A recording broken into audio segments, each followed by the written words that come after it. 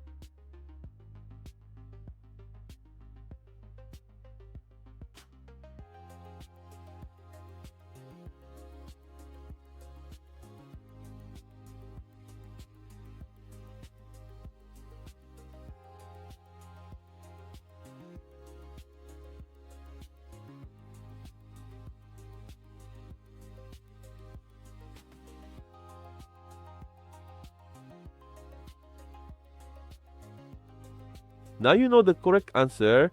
If you got it right, comment below. If you got it wrong, don't worry. This type of expression tricks many people. Leave your like and subscribe to the channel and follow the upcoming challenges. See you in the next video.